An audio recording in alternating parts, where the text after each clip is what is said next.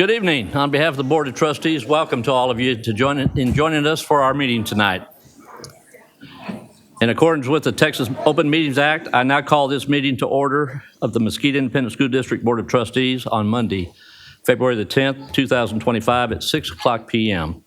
And I also confirm that a quorum of the board members is present and that this meeting was posted in compliance with the Texas Open Meetings Act.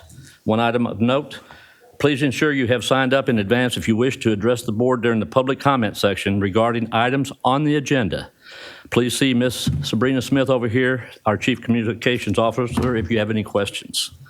We want to again thank you all for your participation. Before we proceed with the agenda, we will now take a brief recess. The board will proceed across the hall to the Vision Room to honor our Campus Teachers of the Year. Once we have completed this important recognition, we will return to the boardroom to continue our meeting. We appreciate your patience and understanding as we take a moment to celebrate our teachers. We are now take a recess over to the Vision Room.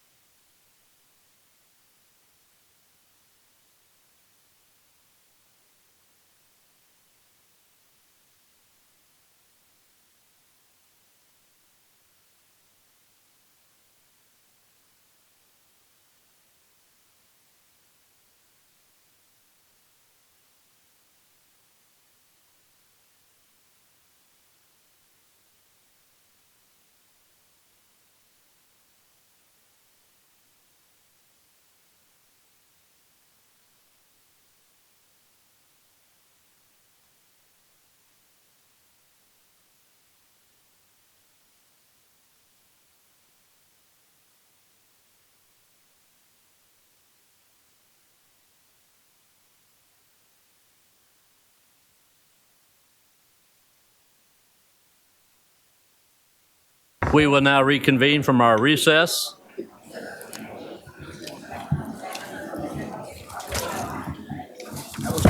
Yeah. The board will now meet in closed session under the Texas Open Meetings Act to discuss or consult on the items under Texas Government Code Section 551.071 in consultation with our board's attorney and Section 551.074 regarding personnel. No action will be taken in closed session. We are adjourned to executive session.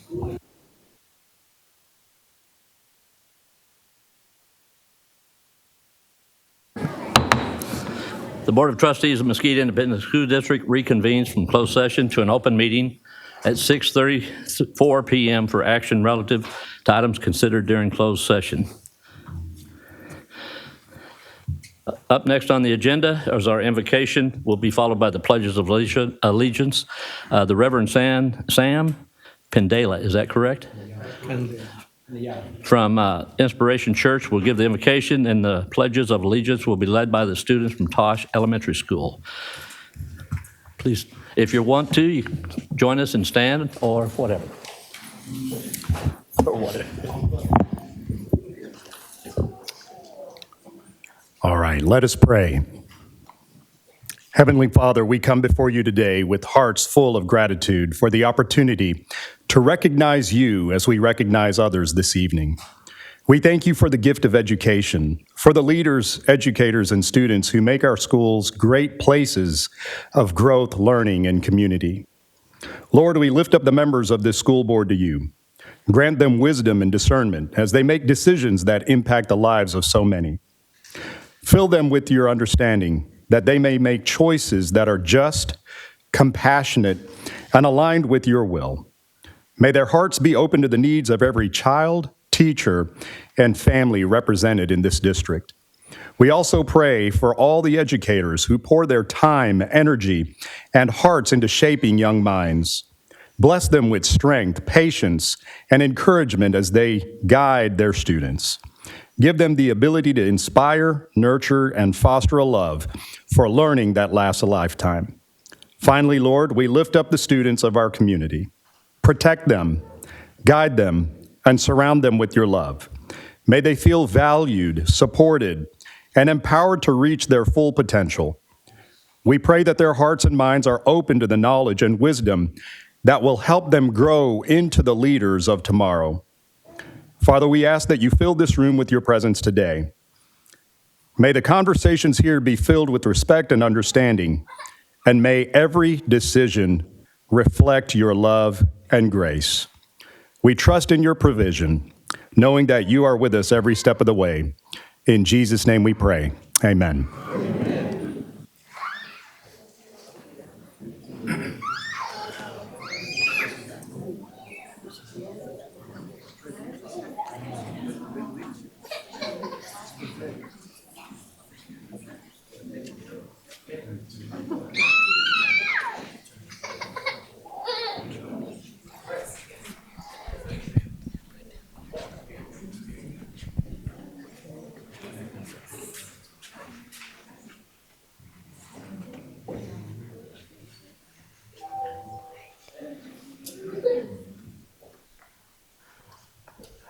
I pledge allegiance to the flag of the United States of America and to the republic for which it stands, one nation under God, indivisible, with liberty and justice for all. On Texas flag, I pledge allegiance to the existence, one state under God, one and indivisible.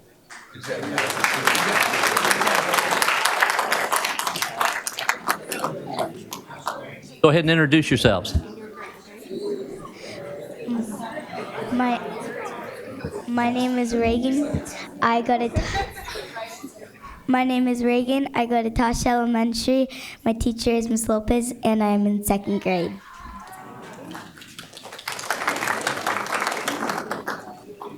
I am Mackenzie. I go to Tosh Elementary. My teacher is Miss Lopez, and I am in second grade. My name is Angel. I go to Tosh Elementary. My teacher is Miss Mendez, and my grade is second grade. Hello, my name is Dane. I am in Tosh Elementary. I am in second grade. My teacher is Miss Mendez. My name is Emily, and I'm in pre-K, and I'm in Miss Moore class.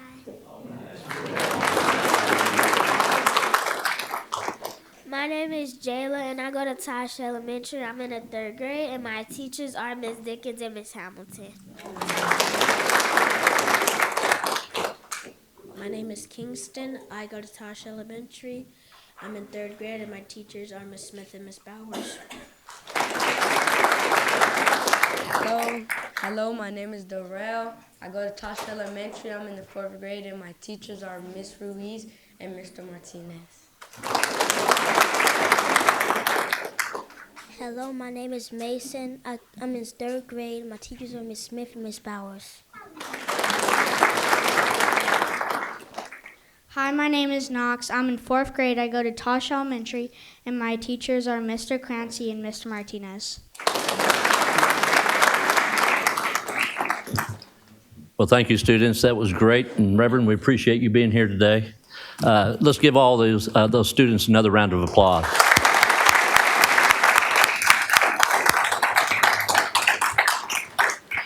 We will now move on to the next item on the agenda, which is our Team of 8 moment. And I would like to recognize Mr. Everett. Mr. Everett.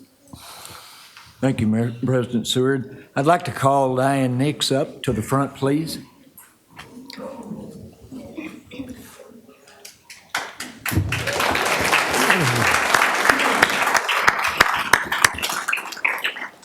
Diane Nix was recently recognized by the District 16 Dallas County Senator Nathan Johnson with a resolution, and I'm privileged at this time to read that resolution. She's already had it presented in Senator Johnson's office but we felt an obligation to read this and recognize Diane right now. The State of Texas resolution, whereas Diane Nix commenced her 51st year in teaching on August 2nd, 2023, meaning that she's in her 52nd year now.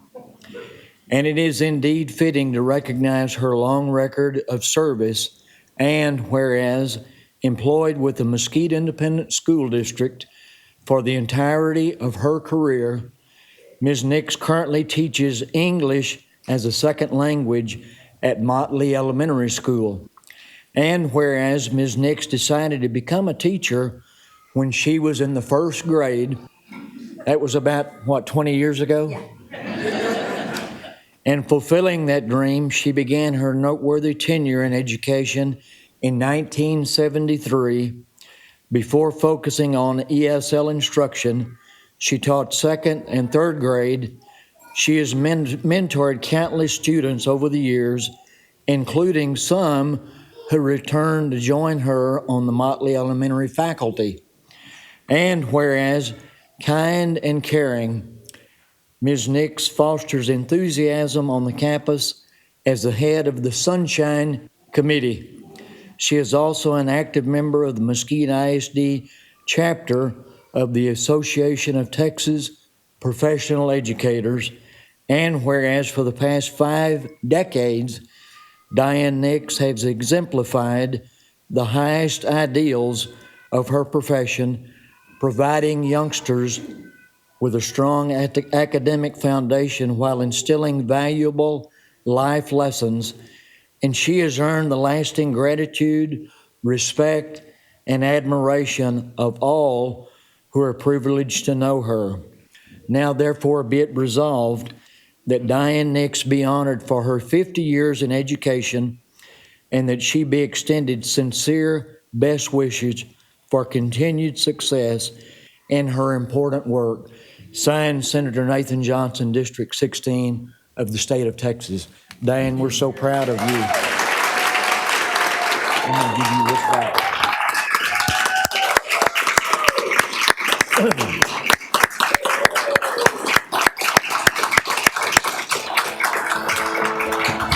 Diane, we're not done yet. Diane? Diane? Diane? Diane, we're not done yet.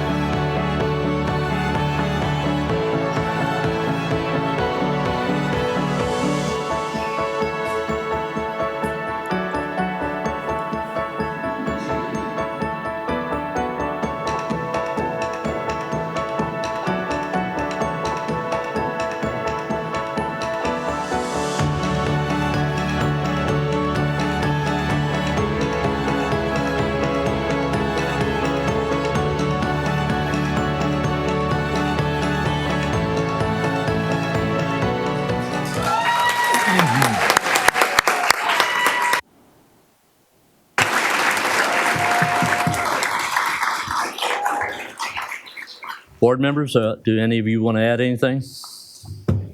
Thank you for your service, incredible amounts of service. We appreciate it we appreciate your service. Thank you. Think of all the lives she's touched. Amazing. 50 years, I know. Some of us have had the pleasure to share a lot of that time with her, about 30 years or 28 years for some of us, doing a lot of business for schools and everything else. But you always encourage us to keep on going and work hard, and I really appreciate that from you. You're one of the reasons I've stayed here so long. Thank you. It's your fault. Diane, I was elected in 1991 originally and became your friend almost immediately back. Prior to that, we went through the rollback election together. And recently, Robert and Elaine and I got to be a judge at the chili cook-off at Motley Elementary School. And that was great. I'll do it again next week if you like. But I'll tell you something, I noticed, and I'm sure Robert and Elaine did as well, there's something special about every campus in our district, but the culture that exists at Zach Motley Elementary School is fostered especially by all the staff, but Diane Nix plays a significant role in the culture that exists at Motley Elementary School. She is the epitome of what quality education is all about in Mesquite ISD, and a lot of Diane's contemporaries are here in the audience, and I hope Robert will allow them to stand and be recognized in just a minute too. But thank you so much, Diane, for all that you've done and all that you will continue to do for Mesquite ISD and our students that are here. And Diane, I just have a couple things to say. One is, I know this is probably dating myself and a couple of the others, but you're like the Energizer Bunny. She keeps on going, going, and going, but she's powered by the profound love of teaching, and we see that day in and day out. Diane Nick's story reminds us of the extraordinary impact one dedicated teacher can have. Through 5 decades, and she doesn't want me to say half a century, of service, she has demonstrated that true passion for education never dims. It only grows stronger, continuing to illuminate the path for future generation of learners and teachers. Diane, we're proud of you. Congratulations, and we hope you stay another 25 years.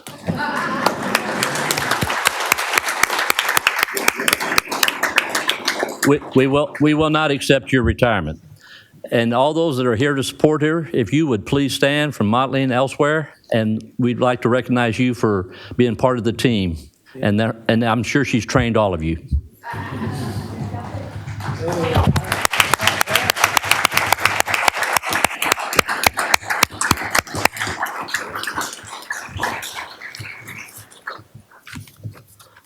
Thank you, Diane. Next, I'd like to call on Mr. Carble. Thank you, Mr. President. Actually, talking about Motley, Diane's influence and all that, we have Dr. Delamar has a superstar teacher. Her name is Susanna Michelle. There she is, okay. I had the pleasure of going to her classroom and speaking to the student council students of elementary school. Now, that's kind of unheard of. That's a concept that not many school districts have adopted. And we have a string of schools, especially the feeders from North Mesquite High School. And Susanna, you have 6 kids. I don't know how many you brought today. The 4? I brought my officers, my president, secretary, and historian. And historian. There you go.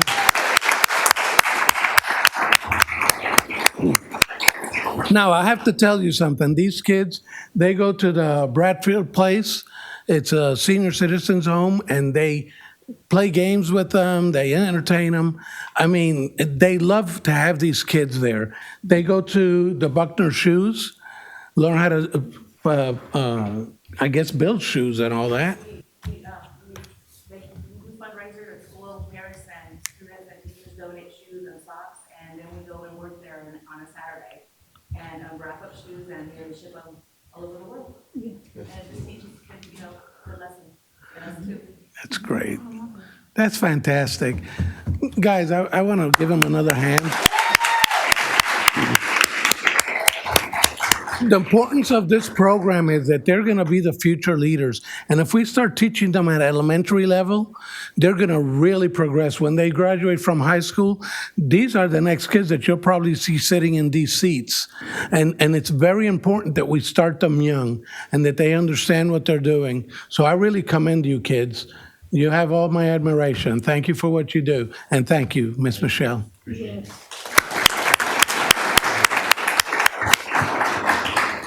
Ms. Tia Collier, I believe you had something you wanted to talk about? So I had the pleasure of going with TASB, that's Texas Association of School Boards, to go talk with our congresspeople and let them know about public education and just represent us there and to say, hey, we're here. We are important, and this is, like, if you need a face to put to it, we're it. This is it. It was fascinating, the questions that were asked. asking about what our kids do, where they are, what matters to them. Does this actually impact them? It was fascinating to listen to it and to get to speak up for not just my kids, but like all the kids of Mesquite. And to say, you know, Mesquite is all. It's a 3-letter word. It's an all thing.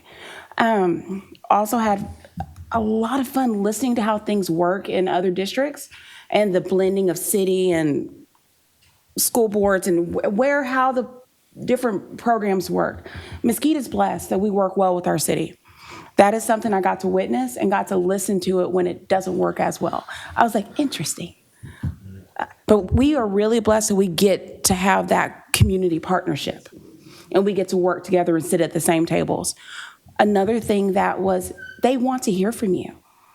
Our representatives want to hear from you. As you're making decisions, it's important to hear other people's voices, not just your own. So that was it. That was part of it. But so we're listening. They're listening. It's a good time. Thank you for representing us in Washington, D.C.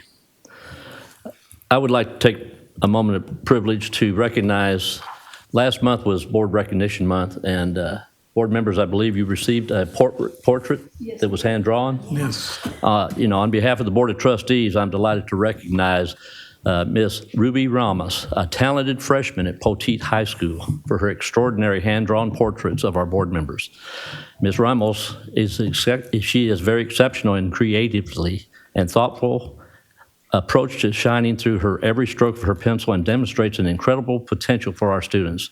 In her portraits, we see more than our own reflections. We see the bright, inspiring future of our educational community. And we are profoundly grateful for Ms. Romo's gift, which serves as a powerful reminder of the extraordinary talent and promise that resides within our young students. Her work is not just art, it is a testament to the hope, the creativity, and leadership that continues to flourish in our schools today. And those portraits were real nice. And in fact, on the back of them, if you take off the back, she wrote everybody a message. It's unique. So when you get home, you can pull that off and you see the message she wrote for you. With that, I'd like to turn it over to Dr. Rivera. Thank you, Mr. President. So about 2.5 years ago, this board approved the expansion of the AVID program in Mesquite ISD. And for those of you, not familiar with educational lingo, AVID stands for Advancement Via Individual Determination, and is a program that we had at 2 of our feeder patterns that prepares students for college life and beyond. And we only had it at North Mesquite and West Mesquite feeder patterns. But this board approved the expansion of the AVID program to go district-wide, and all students in Mesquite ISD now enjoy the privilege of that program. So I want to read a proclamation by Dr. Tuan Nguyen from the AVID Center. Whereas AVID Center recognizes the importance of educational leadership and governance at the local level, directly affecting the development of college and career readiness for all students, and whereas AVID Center acknowledges the vital role that school board members play in the development of student agency, rigorous academic preparedness, and opportunity knowledge for all students, and whereas AVID Center appreciates the partnership with school board members in fostering a culture of academic achievement and personal growth among students, and whereas AVID Center recognizes the school board members build the framework and foundation that make it possible for the schools in their district to build the student of today into the leaders of tomorrow. And whereas AVID Center, in conjunction with school board members, is committed to the continuous improvement for our educational system to better prepare every child for the challenges of the future. And whereas AVID Center wishes to honor and thank the Mesquite Independent School Board members for their commitment to the success of every student in their district during Board Appreciation Month from January the 6th to February the 5th, 2025. Therefore, Dr. Nguyen, on behalf of the AVID Center, do hereby proclaim our deepest appreciation for the dedicated service of the Mesquite Independent School District School Board members.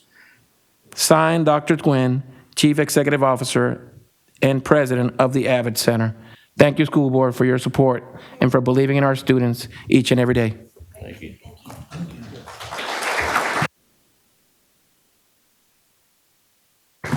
We will now move on to student and staff guest. Ms. Smith?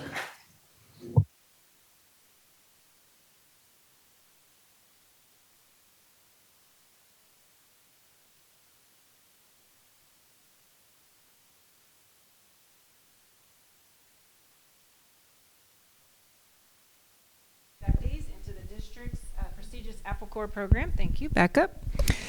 Each month, we are honored to present 2 new inductees into the district's prestigious Apple Corps program.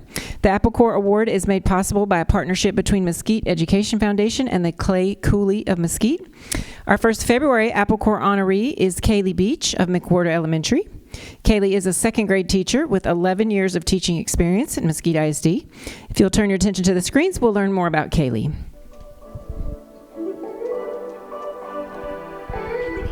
Miss Kaylee Beach, our second grade teacher, is such a role model for our other teachers. She is a team lead, and she kind of has a younger group of teachers that she mentors, and she does this above and beyond. And she also just loves all of her students. She is such a great role model for the whole campus. She loves bringing community in. Congratulations, Miss Beach. You are definitely deserving to be an Apple Corps teacher. Teaching is such a multifaceted profession. In education, I get to do so many different things. I get to lay the foundation for my students. I get to introduce them to so many topics and subjects that they see for the first time. As an educator, I'm able to build those foundations, but I'm not only just teaching them their core subjects, I'm also teaching them how to be independent, how to be problem solvers, critical thinkers. I have the ability to help them see their potential for the first time and build on that. I get to have them believe in themselves like I believe in them. The students are our future, and I'm just privileged to get to be a part of that.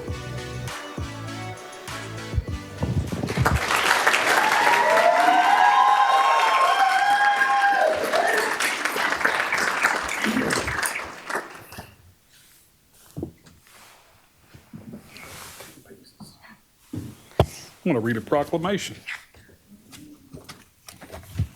Whereas the Mesquite Independent School District Board of Trustees seeks to honor outstanding classroom teachers who demonstrate leadership, innovation, and dedication to the students of Mesquite ISD, and whereas the Mesquite ISD Apple Corps consists of exceptional teachers nominated by their peers to receive the school district's highest recognition, therefore be it resolved that the board officially welcomes Kaylee Beach into the Mesquite ISD Apple Corps on this 10th day of February 2025.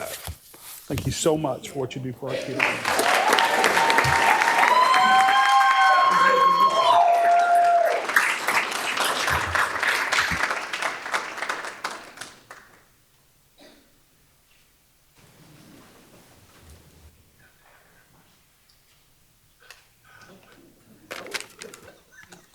When they said I had to say something, I crawled out of my skin a little bit. But I am honored to be receiving this award. It's an amazing feeling to even be considered, much less nominated. It's a privilege to be recognized for something that I'm so passionate about, so thank you. Thank you to my work family for always believing in me and for nominating me. Thank you to my family and friends who came to support me tonight. Thank you to the board for your acknowledgement. It truly means the world.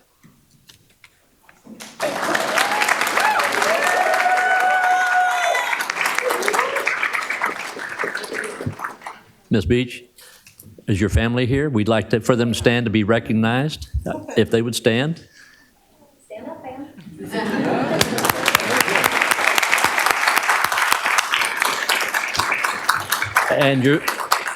And your school family from McWhorter, if they would stand, we'd like to recognize them too and thank them for their service.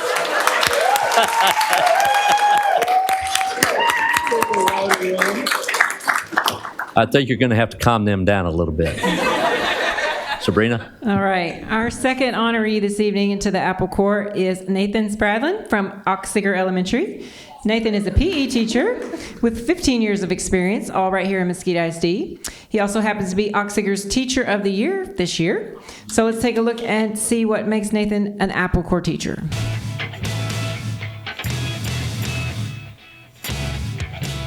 Nathan Spradlin has been with our community over here at Oxsiger for 16 years. He opened up the building. He is our PE coach.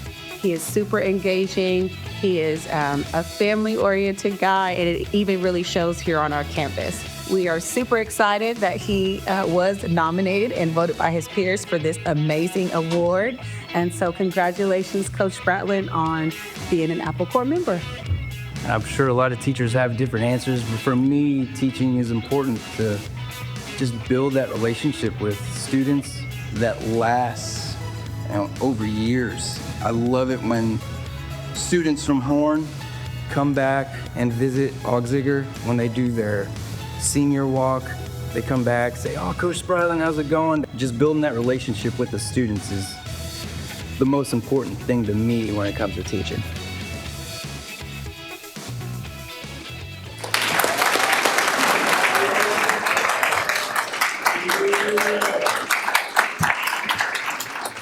I can't believe he took the hat off.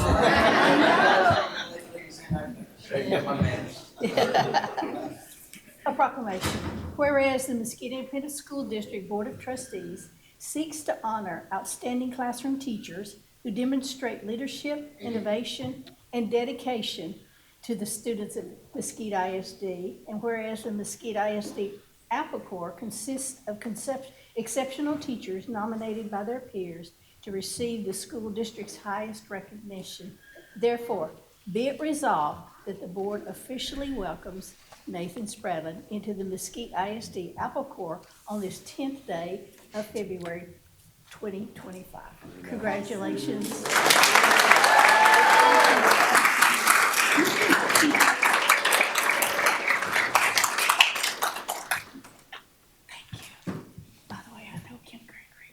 She's here today. Yes. I tried to decide if I was gonna wear it or not. I can't not. It gives me a. There we go. There it is. I try to. I'm gonna be honest with you, I try to stay under the radar and keep a low profile. So this is definitely a unique experience for me. I appreciate you giving me the time to, I guess, recognize a lot of school districts don't do that, which makes Mesquite special. So Board of Trustees, thank you for your continuing support of public education as a whole. I think right now, especially in these times, certain legislative decisions going on in Austin, we need all the support we can get. So thank you for continuing to be advocates for public educators. Dr. Rivera, thank you for taking the time to speak with us. Dr. Fields, thank you. Not many leaders in school districts either are willing to listen to the voices and empower their teachers to voice their opinion. And we appreciate, what you did. And we can tell it's sincere when you're looking in our eyes and you're actually listening, not just hearing the words. So thank you. Ms. Robin Cathcart, my principal, thank you for supporting PE. Thank you. She, I'll guess a football. When you hear of a player's coach, Robin Cathcart, she's a teacher's leader. She does whatever we need. She's willing to help us out and give us the support that we need to do great things. With that being said, I'm going to pretend this was a unanimous decision of me getting Apple Corps, like a Baseball Hall of Fame, even though I know it wasn't, because I went and told the teacher that I voted for. And she told me, well, I voted for you. So with that being said, thank you to my Auxigger family for nominating me. You don't, especially,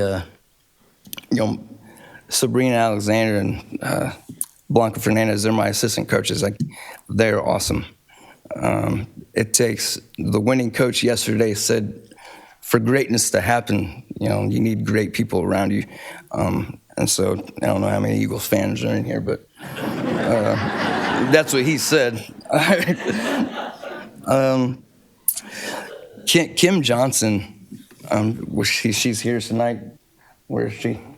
There she is. She was the first principal at Auxerre, and I told her right away, thank you for giving 23-year-old master's grad with no teaching experience the opportunity to open an elementary school. As a first-year teacher and coach, she trusted me with that, and so I took that to heart. It was awesome. Chrissy Gregory was a principal after that. She supported me as well. I couldn't have done it without them. I'm acting like start playing the music in the background. Susan Henderson, Wendy Hatley, and Danielle are the PE coordinators. I know, sorry. The PE to me it's important. I'm going to take this chance to say, with all the different tests that students have to take, it's the one place that I think the kids can release that energy and kind of be themselves. And I encourage that throughout the school. As you can see, I wear my hat wherever I go. And the kids know when I'm walking down the hallway, hey, that's Coach Spradlin. It helped. I try to build that respect with them, and they show me the same. My family, Rowena and Donnie Spradlin, they're under the weather, so they're not here tonight. But my wife, Gloria, and I have 3 kids, Jace, Michael, and Matthew. 2 of them are here tonight. Please, I'm going to make you stand up or wave. They're back there. Well, let's make them stand up so we can recognize them. Go ahead, guys, because I wouldn't be able to do.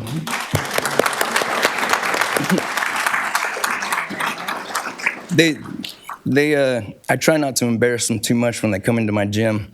Michael was in the video in the background, and I try to keep things kind of chill for them, so I don't embarrass them too much. But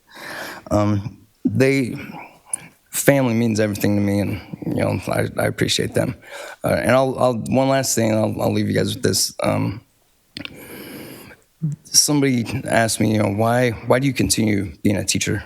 And it's like I said in my video, when I see the high school kid at Horn High School walking across the field in homecoming court, a football player, I can think back, and I remember sitting with that student in the corner of my gym, watching YouTube videos of how to tie their shoes. And that happened to me this year, and he said, Coach Brown, thank you for everything that you taught me when I was little. That's why I stay in elementary. Like you said, Mr. Carbo, is important. That's the years where you can teach them the most. They soak it in like a sponge. So there's so many things like that. Tying shoes, it's not in the curriculum, but teachers do that all over the place because that's what our kids need. So just thank you for recognizing me being one of the teachers that does that. So thank you, guys.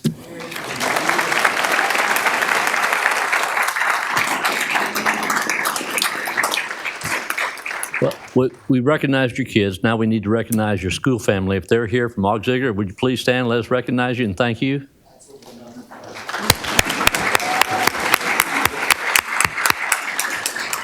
Again, on behalf of the board, congratulations, Ms. Beach and our Coach Spradlin, for everything you do. We appreciate you very much. Ms. Smith? All right. It's time for us to recognize our Outstanding Paraprofessional of the Month with our Star Para Award. We're excited to have a partnership with First Financial Group of America this year, which is going to provide the Star Para recipient with a $50 gift card. I'd like to ask our FFGA representative to join our February Star Para, who is Sylvia Green, along with her principal, Terry Middle School. From Terry Middle School, Principal Irina Mason.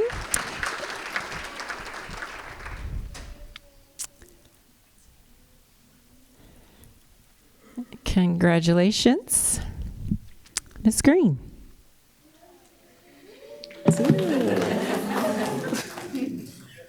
Hey, Ms. Green. Good afternoon, board. Good afternoon, Dr. Rivera. So today is my absolute pleasure to stand before you and recognize someone who is truly the heart of Terry Middle School.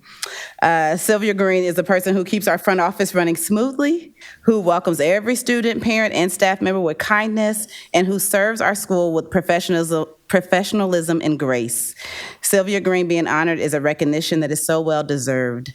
If you've ever walked through the front doors of Terry Middle School, you've experienced the warmth and dedication that Ms. Green brings to our school, whether it's answering phones with patience, assisting a parent with a concern, helping a sub find their way around the building, or supporting our staff with a last-minute request. She does it all with a smile and a servant's heart. Jeff Moore and Willie Wilkins, our safety and security team, will be proud of how she treats Terry like Fort Knox and makes sure that all visitors have an ID badge and sign in. Ms. Green is not just an incredible professional, but she truly is a source of comfort, encouragement, and positivity for everyone around her. She is the first face our families see when they enter, and she sets the tone for what makes our school so special, a place where we are committed to excellence. On behalf of our entire school, Ms. Green, I want to thank you for everything you do. You're not just the heart of our front office, you're the heart of our school, and we appreciate you more than words can say. Congratulations.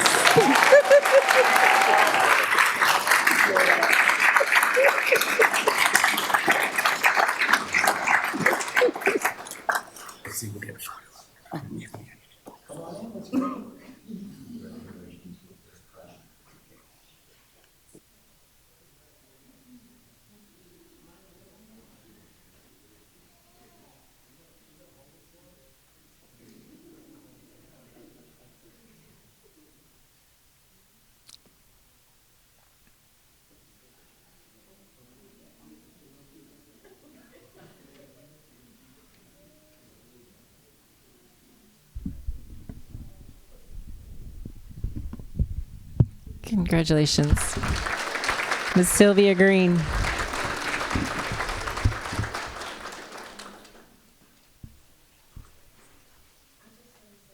Words.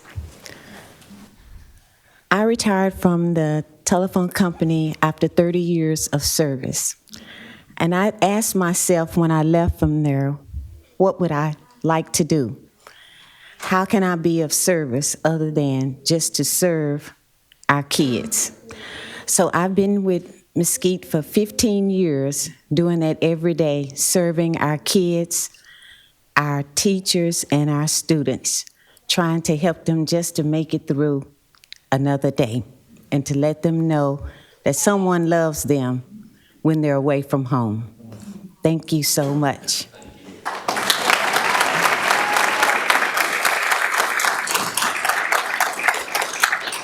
Can I have my family and Terry family stand? Terry family, stand up.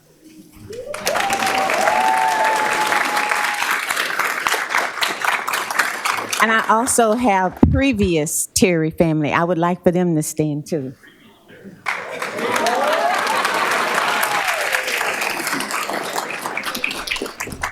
And I also have my son here. He is a speech therapist in Greenville ISD. I'd like for him to stand. I'm so proud of him.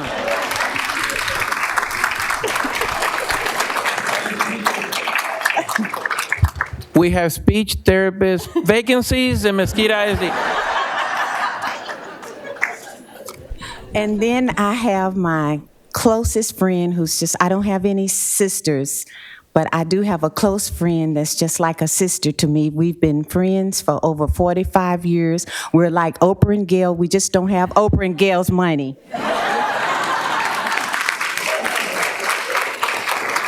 Thank you.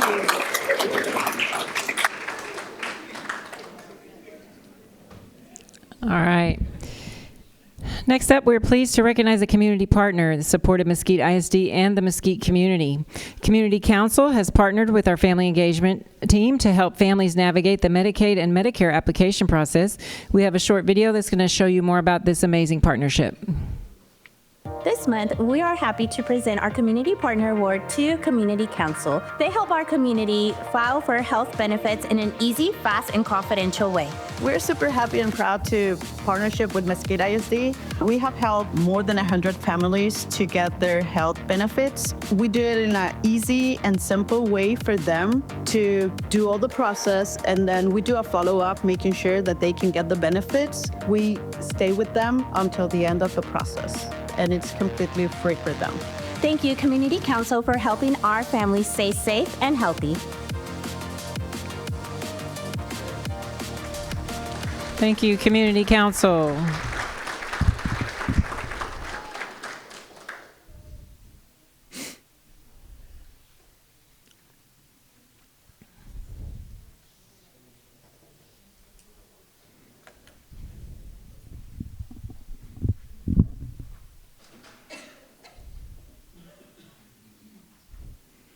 Thank you for supporting our Mesquite ISD families.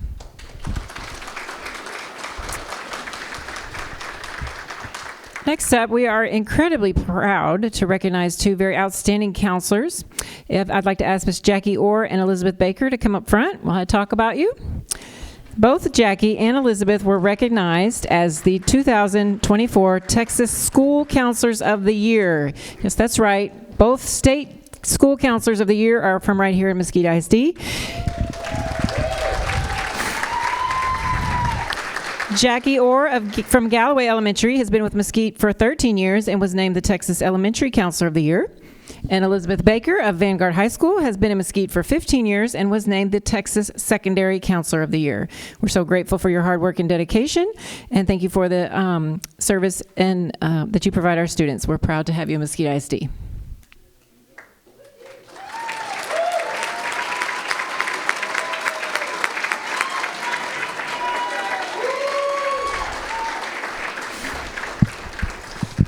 Next up, we have another difference maker, Miss Shannon Hughes, Assistant Principal at Austin Elementary. If you would walk up, well, I'm going to talk about you. On January 8th, an Austin Elementary student in the cafeteria indicated that she was choking. Her friends noticed, and they were raising their hands to get attention. Very quickly, Miss Hughes noticed something was going on. She immediately reacted and got to the area and began the Heimlich maneuver 3 times, and then the food became visible, and she was able to sweep that out and take the child to the nurse, and really, really thankful that she was there and acted so quickly. Her students recognized that she was kind of a hero, and when she came back in the cafeteria about 2 minutes later, they said, "We have all witnessed a miracle." So thank you very much for your hard work and taking care of our children and being a difference maker.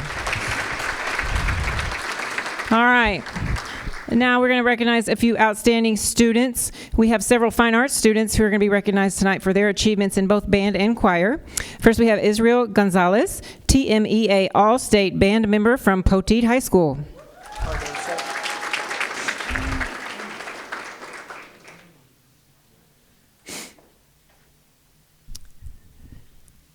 Next up, we have Jay Cardoso, TMEA All-State Band member from Poteet High School, along with the sponsor, Tish Downs.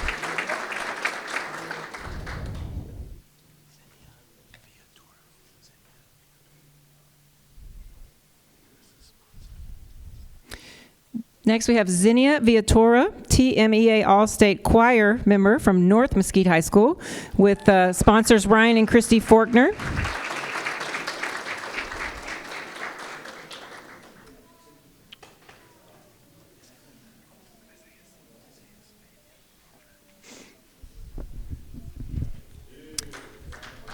Next, we have Isaiah Fabian Mondragon, TMEA All-State Band member from North Mesquite High School, along with sponsor Scott Rivas, Ashley Bronze, Jake McAllen, Reagan Hall, and Dylan Lewis. Sponsors at North Mesquite High School. Next, we have Vicente Camacho, TMEA All-Star Band member, All-State Band member from North Mesquite High School. And I guess there's all those sponsors. Okay. Okay, sorry. Camille? Okay.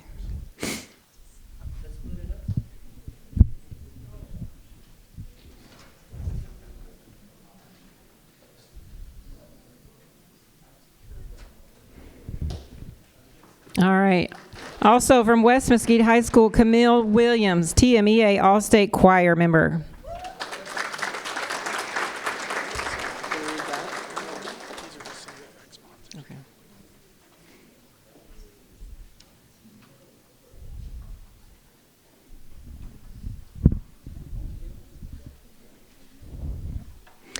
Next, we have the North Mesquite High School Band, who was named Area C Marching Champion for the first time in school history, and they advanced to the State Marching Band Championship. They're here with Director. Representing them tonight are their drum majors, along with Directors Scott Reeves, Jake McClain, Ashlyn Bruins, Reagan Hall, Dylan Lewis, and those drum majors. Congratulations, North Mesquite.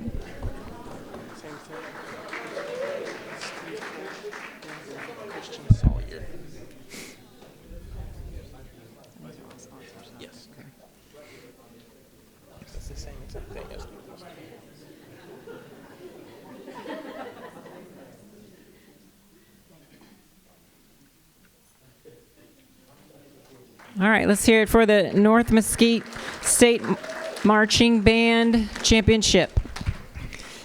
And we also had the Poteet High School Band place second at the Area C competition and advance to the State Marching Band Championship. Their drum majors are here tonight, along with Director Tish Downs, Steve Kath, Ben Brown, and Christian Sawyer.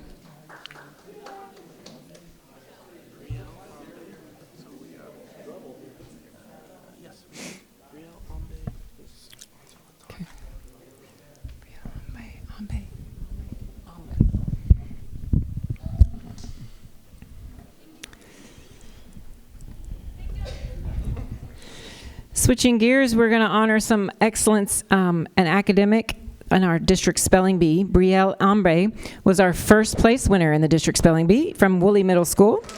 Her sponsor is LaTanya Mason. Okay.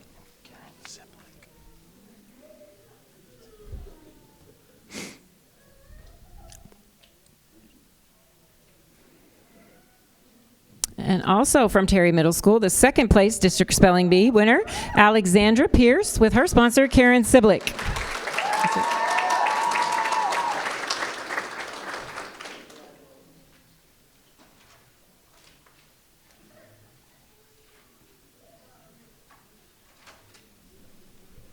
And that concludes our student recognitions for this evening.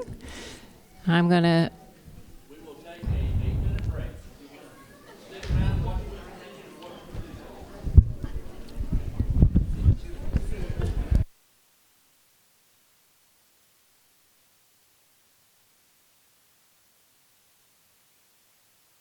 Don, see if you can find a seat. We will now reconvene from our break. Next item on the agenda is our audience portion for those wishing to speak on items that are on the agenda. Ms. Smith, do we have anybody? All right. Next item on the agenda, board members, is our consent agenda. Are there any items on the consent agenda that you wish to poll and discuss separately?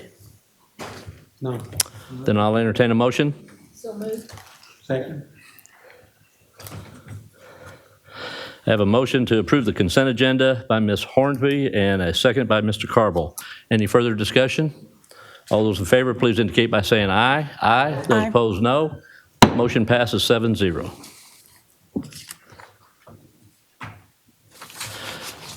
Board members, as we talked earlier, we are going to move two items up from under administration, items 4 and 5, or what is it? Is it 4 and 5? 2 and 3. 2 and 3. It's going to be the report on the Facilities Committee recommendations and action on to consider all matters relating to calling a bond election. I'm sorry? C2, C3. Ms. Fields, or Dr. Fields, sorry. It's quite all right. It's quite all right. Good evening, President Seward, Board of Trustees, and Dr. Rivera. Last month, our Facility Committee shared with you the lengthy process they completed to assess our district facilities, which included multiple meetings where they learned about the district, our facility needs overall, as well as the district finances, and they made a recommendation to the Board of Trustees regarding a potential bond election. Tonight, I'd like to do a quick review of what was presented last month, and at the conclusion of the presentation, of course, I'm happy to answer any questions that you may have. I'm also joined tonight by a number of guests who will be helpful in answering some of the questions that you may pose. We have Mr. Jason Hughes, the Senior Managing Director of Hilltop Securities, Ms. Kristen Savant, Bond Counsel Partner with Norton Rose Fulbright, Mr. Graham Bowman and Mr. Roland Gentry from WRA Architects, as well as, of course, our wonderful in-house Mr. Prado. After much discussion and analysis, the facility committee landed on these priority areas before you as the most important for the district to address.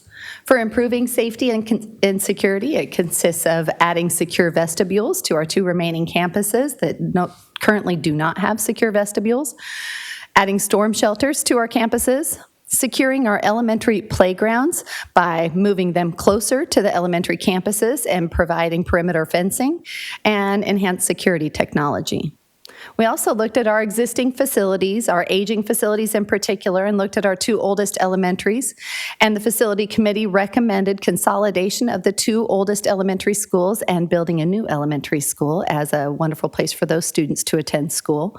Significant improvements at 3 of our high schools and 2 elementary schools. And transportation facility center improvements, as well as replacement of some of our aging fuel tanks. And then, of course, we know that there's significant growth on the south end of our school district, and so they made some recommendations that help us move into the future and manage the growth on that south end of the district. One of those things includes a new pre-K center to help offset the enrollment of some of the elementary schools and also provide a state-of-the-art, world-class learning environment for early childhood education. Expansion of 3 elementary schools, also in the Horn feeder pattern, to accommodate the increasing enrollment. And expansion at John Horn High School, specifically the field house, the one part of that campus that has not been expanded to accommodate the increased enrollment. And then they also made some recommendations around replacement cycles to address roof replacements, bus replacements, and technology replacements. Addressing all of these items would necessitate a $600 million bond, and if proposed to our voters, would consist of 2 different propositions. Proposition A includes the bulk of the recommendations and totals $578.5 million, and that includes that security technology, the increased safety with storm shelters and secure entry points, eliminating outdated and temporary classroom spaces, portables, consolidating the 2 oldest elementary schools in our district, expanding classroom space and adding that pre-K center in the Horn feeder pattern, replacing buses and roofs, significant maintenance and improvement projects at multiple different campuses, and upgrades again to the transportation center. As a separate proposition, Proposition B, that totals $21.5 million, that would include district-wide instructional technology replacement, and we have to include that in a separate proposition if we do indeed move forward. Included in this slide is some information about the upcoming election. So the last day to register to vote would be April 3rd. Early voting takes place from April 22nd to April 29th, and election day would be Saturday, May 3rd. The facility committee was very conscientious when it comes to the financial impact for our community. Nothing more than a 1-cent increase to our INS rate was considered by the committee. That would put us at a 41-cent INS rate, up from our current 40-cent rate. When calculating the district's bond capacity with that 1-cent increase, we were extremely conservative in the assumptions that we considered, including the projected interest rate, projected tax base, and the potential use of excess debt service funds. So what does that mean for the homeowner in Mesquite ISD? In Mesquite ISD, the average home value is $278,000. And with the $100,000 homestead exemption, that brings that house to $178,000 taxable value. And with that 1-cent increase, that would mean for the homeowner of that house an increase of $1.48 a month, $17.80 a month. So that's for the average home value in Mesquite ISD. If we took that to a higher property value, we have an example here of $450,000. Again, with that $100,000 homestead exemption, that takes that house to a $350,000 taxable value, and the monthly tax increase would be $2.92. An important note for residents 65 and older who are eligible for an over 65 exemption, if they have applied for and received the age of 65 and older exemption on their homestead, by law, their school taxes cannot be frozen, cannot be raised above their frozen level. So that's a quick summary of all of the information in that lengthy presentation last month that goes over all of the work of the facility committee. And I'm more than happy to entertain any questions that you might have about the presentation. Board members, any questions on the presentation? Thank you, Dr. Fields. Thank you. Board members, the next item is an action item to consider all matters instant and relating to calling a bond election to be held in the Mesquite Independent School District on May 3rd, 2025, including the adoption of an order pertaining thereto. I'll entertain a motion. Mr. President, I move that the Board of Trustees adopt an order calling a bond election to be held by the Mesquite Independent School District on May 3rd, 2025. Second. I have a motion by Mr. Everett and a second by Mr. Bingham. They move that the Board of Trustees adopt an order calling for a bond election to be held by the Mesquite Independent School District on May 3rd, 2025. Board members, we're open for discussion. I think that it's a 1 cent increase. We get to do a whole lot with 1 cent, like a whole lot. And there are things that we need. There are things that don't just lay out on the table. What happens if one part passes and the other part doesn't? Mr. Prado?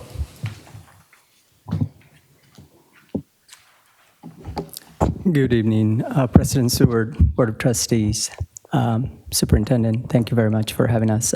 We have a team here, of course, to answer all questions. So we're going to team up. Have Mr. Jason Hughes, of course, he's already been introduced, Graham, and also Kristen Savant. And so Kristen Savant is our bond counsel and has extreme experience. She's been here with us for very many years.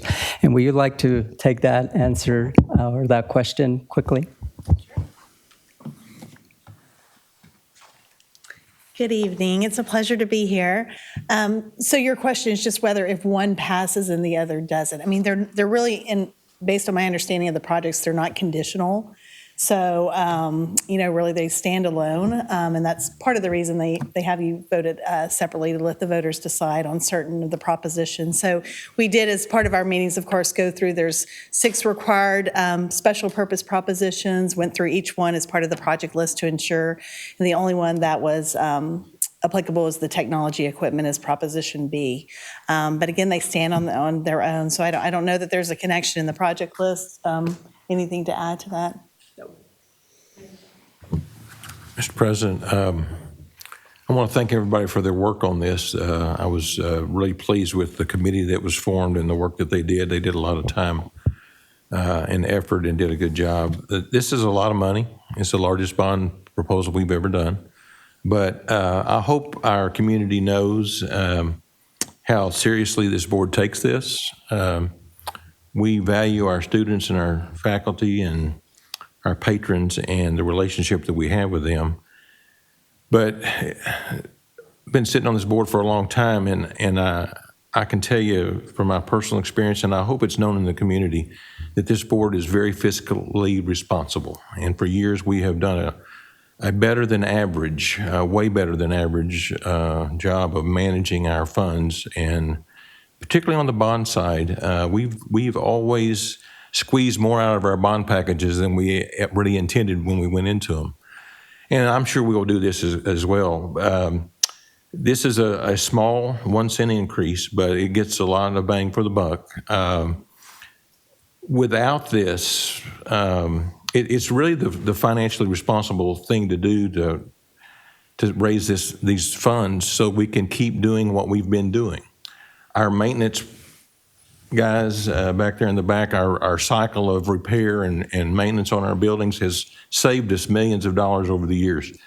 And it allows all of our students across the district to have a good environment for their learning. This will continue that. It'll allow us to take care of those 2 elementary schools that are dear to everybody's heart, but have served a good purpose, and get a great learning environment for those kids. Takes care of our growth. I just want the voters to know how seriously we know the impact this might be. It'll be a small increase for everybody, but we have been able to manage this district, and I say we when I'm talking about the soups and all the staff as well. I would say as well or better than most other districts around as far as this area of our facilities and those type of things.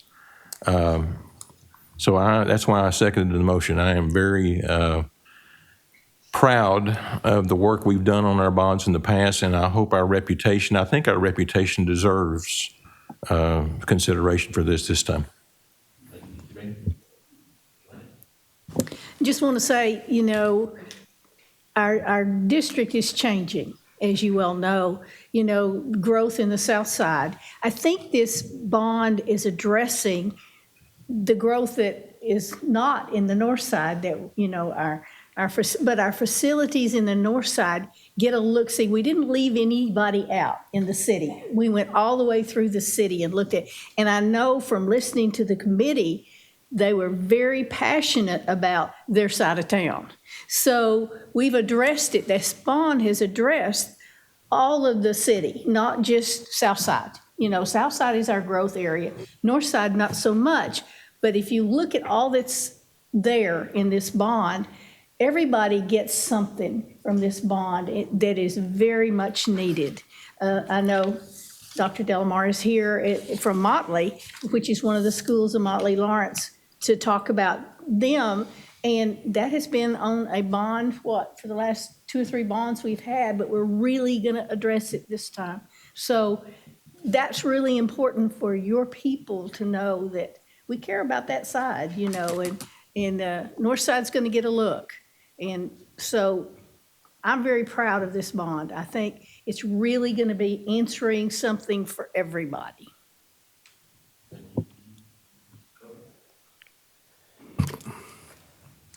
I want to echo the words of my fellow board members. I really want to hit on safety, because it's a big topic, not only here, but it's a big topic in Austin as well. And we made sure that we had that in the committee. 3 of us were part of that committee, and the response of that committee, we had parents, we had business people from the community, and professionals. And being able to look at the fact that we have 89 portables, and we could eliminate some of those, that we're adding storm shelters, the ones that were left in the schools that don't have them, that we're addressing the vestibules, which I know Jeff has been working real hard on that, because that's the entry to our schools. But it's not just that, it's the rest of the schools, the doors in the back and the side, everything's been looked at. And this bond is going to help us really hone into some of those needs that we have right now. A lot of thought was put into it, like Mr. Bingham said, but a lot of thought was put into it by everybody that was in that committee. And everybody was listened to, and the way it was organized, it made a lot of sense to us, and that's what's being presented. So I am 100% for this measurement, and I think it's going to bring a lot of benefit to not only our teachers, but our kids' safety, I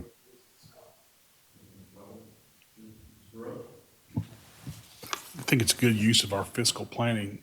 I know that the last 2 bonds that we did, what were the years on the last bonds? We did one in 18, and we did it rapidly. We kept our word. We spent the money on what we said we would, and we had it wrapped up in about 3 years. Was that about right? To Elaine's point, too, it affects the whole district, not just the city, because Balch Springs, a little chunk of Garland, some of Dallas County, everybody gets a little piece of this. Just to kind of, a lot of folks, and I was on the committee as well, just trying to explain in layman's terms about how a lot of this works. And the way that I described it was, if Mesquite ISD is our home, if we were homeowners, then it's time to remodel some bathrooms. It's time to do some work on the house we've needed for a long time. And what this equates to is we're taking some of the value in our home. And I'm guessing I guess I can pick on Mr. Hughes or Mr. Prado can do it, is we have a capacity of money that we can take. I equal that to like a home equity loan, things like that. We're going to take that money out and we're going to do some projects that we need to do in our home and our house together and get our facilities up to where they need to be. And then what we do is we just pay that back over a certain amount of years. So. Yes, that's a great question, and I will have Mr. Hughes come and elaborate a little bit more on it. And that's basically, it takes there's a lot of factors that go into a model to illustrate what the district can afford, and there's several factors that impact that. I will have Mr. Hughes kind of elaborate a little more on that. Hey, Jason, before you do, also, Jason is our financial advisor.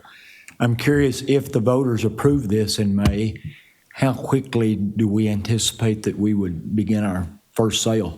Certainly. President, board members, Dr. Rivera, good to be with you tonight. So let me address the first question. So I think that was a very apt description. One of the nice things that the board has done is you've taken care of your finances. And so we've had bond elections. Anytime we're looking not only at the new money side, but we also look for refinancing opportunities. So we've saved a lot of money over the last 10 years, about $48 million of gross savings just from refinancing. All those things add into your capacity. So you're exactly right. So that's, and I can tell you that Mr. Prado and I looked at a number of different scenarios, but ultimately, obviously, knowing that the board was looking for the $600 million, that's where we came to, and again, can do that for that one penny. So, and then as far as timing, so if you pass that, there's basically a 30-day contest period. On my side, on Kristen's side, we'll be working on everything to have a sale ready to go, probably sometime mid-July to maybe first part of August would be that first issuance of bonds. We have any idea what how much that first sale would be? I think what we have to this point have looked at is around $275 million, somewhere in that ballpark. I served on the Bond Facilities Planning Committee as well, and I know that our staff, Dr. Fields, Mr. Prado, Dr. Rivera, Jason, you and Graham and Mike Holmgren had some great presentations to the Planning Committee, and it was overwhelmingly in support of us going out for this bond referendum. Back in 1964, I began attending Elsie Shands Elementary School. It was brand new then. The school that I was previously attending was M.B. Lamar Elementary, which is no longer in existence. It was on the Vanston campus, but that building was later changed to Ed Vanston Junior High School, and eventually it was demolished because of the poor condition that it was in. But when I went to a brand new school, Elsie Shands, and a lot of additions have been made to that school over the past 60 years, I can just relate to how I felt when I was beginning a third grader, how proud I was of being able to attend that facility. And at the time, it was safe. The facility was conducive to learning in that environment of 1964.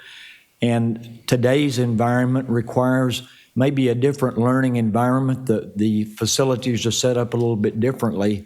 But our community of Mesquite has recognized for over 100 years the importance of supporting this district with quality facilities, not only schools, but other support facilities as well.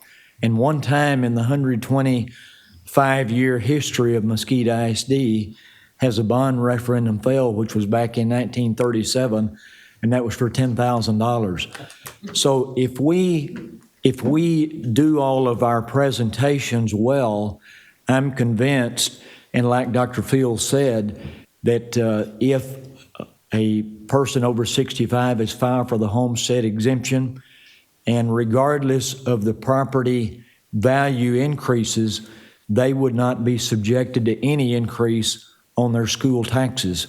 That would be a big plus in this environment today.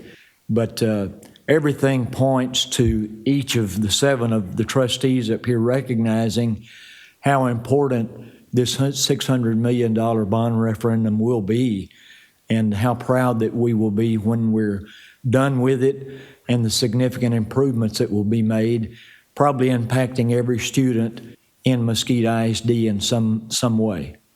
So, thank you, John. That was good. Trustee Everett, if you don't mind, I will elaborate a little more on the over 65 and disabled. You are absolutely correct. If your frozen value, taxes will not go up at all. Additionally, and this is important, if you're over 65 or disabled, you get an additional $10,000 homestead exemption. The board, back in 1991, increased that $10,000 to $15,000 locally. And then in 1994, increased it further by $10,000 more dollars. So the total homestead exemption right now for an over 65 or disabled is $125,000. So in essence, that in conjunction with your frozen levies, it's really impactful for a homeowner of that age and or disabled. I do have a couple questions if somebody, I'm not sure who's going to answer it, but I just wanted to ask, we talked about timing. What do you think the impact is right now from the current economy, as well as the political climate, tariffs, et cetera, and the interest rates? I don't know who would want to answer that or try to answer that. What impact would it have on this bond program? So I will have Mr. Jason Hughes come up and talk about it. Of course, he cannot foretell the future, but we certainly know that we will be prepared in case we do have an economic downturn or otherwise. So, Mr. Hughes.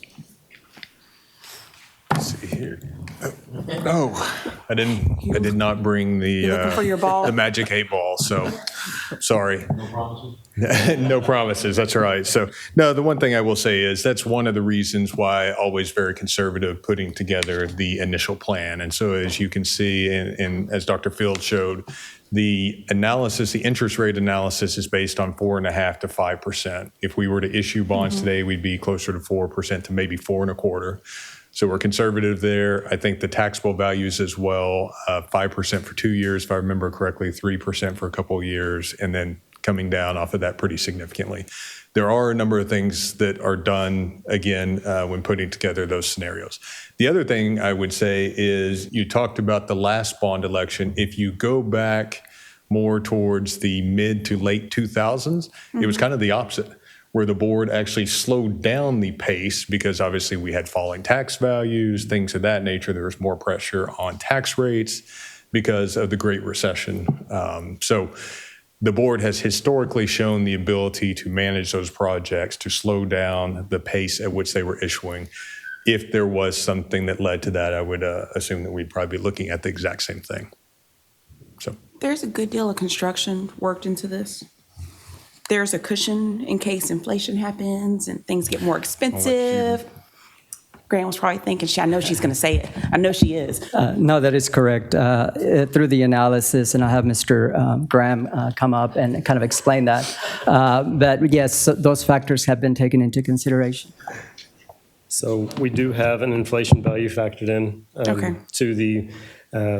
to the amount and a proposed construction schedule, so we can tie that inflation amount to something. So we are tracking at 7% a year. So depending on when the original or when the proposed date for construction and bid date was designed for. That's the inflation rate. So if it's 5 years out, we'd be looking at a 35% inflation rate. 35. We have a little bit of contingency built into the actual cost of the project. If you track the last couple of years of inflation, 2022 was very significant. And then we saw 7% in 2023. We saw 4% in 2024. We were estimating between 5 and 7% for 2025. Okay. That was before this morning's news. But those are things that we hope average out over the long haul. Over the time. So you feel confident that we're at a good place with this? I feel confident we can work together and make sure that we are fiscally responsible on the project. So when you did the bond, you looked at inflation. You talked about inflation quite a bit because you know things are going to go up and down. Yeah. Absolutely, and we had to agree on a number that we felt was reasonable. If you set an inflation rate that's too high, it limits the amount of projects that we can address. Yeah. I think that's important. I think that the public needs to know we thought through a lot of that. You just don't throw out a bond. It's but just you like a think through random, lot of stuff. exactly that. Absolutely. And we still have the ability to slow things down if we need to. Absolutely. This is an authorization to sell. It's not a mandate to sell. Exactly. So. Appreciate that. Karen, Thank you. Are you guys still having to jump out there like we did before? I know it's just putting the cart before the horse, but before we've had to run out and order things like steel and some of that stuff early. Are y'all still having to do some things like that? The market's a little bit different. We had talked about that in 2020, 2021, where we had to order steel very early. Right now, we haven't heard that same thing in the market. There was rigid insulation on roof. We haven't had to do that quite as much. Switch gears and transformers, it's more of a lead time issue than trying to chase inflation. Those are out 52 to 65 weeks. So that has significantly increased construction time, especially when you need a new switchgear, a new transformer. So those are the lead times that we chase now. But we track that, each of those items on a monthly basis, and we'd be happy to share a report with what we're seeing. No, appreciate the constant eye on it. Yes. Thank you. Anything else? Well, I'm not going to repeat anything because they've said it all. And I think you can tell from this board that we firmly believe that we need to call a bond program that will take care of our needs, especially our urgent needs coming forward over the next several years. But I'd also like to thank the committee, the Facilities Committee, all the members for their dedication, for their hard work, and for all the members out here that have been part of that facility committee, and Dr. Fields for your leading that effort. I think that they've done the yeoman's work on that to really dig into the details and to come up with the urgent needs of this district, especially when it impacts our kids on facilities and especially safety and security. And of course, we need the technology also. Mr. President, I would reiterate, I think it was mentioned, but that if we can get this through the goal, then this is going to satisfy our bond needs for some significant years going forward. We won't have to jump out and do one for a while. I agree. It's worth saying again. And I'll just repeat one thing that Gary alluded to. This is an authorization as we go forward. If it gets approved by the citizens, we still have to take votes on selling bonds down the road. Isn't that correct? So it still has to be action to the board anytime we want to go out and do a sale. So it's not just an automatic deal as Mr. Bingham alluded to. Anything else you want to add? He said he outright said it. Dr. Seward, I echo the remarks of Doctor, thanking, again, thank you. He's like, yes. of thanking all that were involved. I especially want to give a thank you to the board members that were involved. I know you took a lot of time and effort to join us, and we had a lot of fun doing it. But I really also want to say that the leadership that Dr. Rivera and Dr. Fields have demonstrated when she was first approached about this project, she took it with alacrity and moved forward, and it was fast and furious, and she hasn't slowed down. So I want to make sure that I do echo those remarks, and also Dr. Rivera for his support and diligence on getting us to work together and move forward with this recommendation. Thank you, and I think Dr. Rivera would like to make some comments regarding this also. Thank you, Mr. President. So I want to say one word, efficiency. So in efficiency, I'm going to go back, and if you're listening to this and you're a committee member, I'm going to go to the last two bonds that we've had. We've had a May 2015 bond for $280 million. And we did everything that was said in the bond, that was actually covered in the bond, was actually completed in the time that it should have been completed. And then the next bond, 3 years later, May 2018, for $325 million. Not on that bond, because we've gone back and done the research, we completed every single project and then some. There was every single project completed, promises made, promises kept in terms of what the district said they were going to complete, and we completed every project. But then that's the last bond was 2018. So 2015, 2018, we know what happened in 20. The economy was a little flaky. We've been delayed, and I can say that this board has been very, very conservative and effective at using the funds. Without going for a bond, we constructed 5 pavilions, 1 auditorium, new welding lab for Mesquite High School, and several capital outlay projects without going to the voters. We maximized the funds that we had, and I thank this board for that.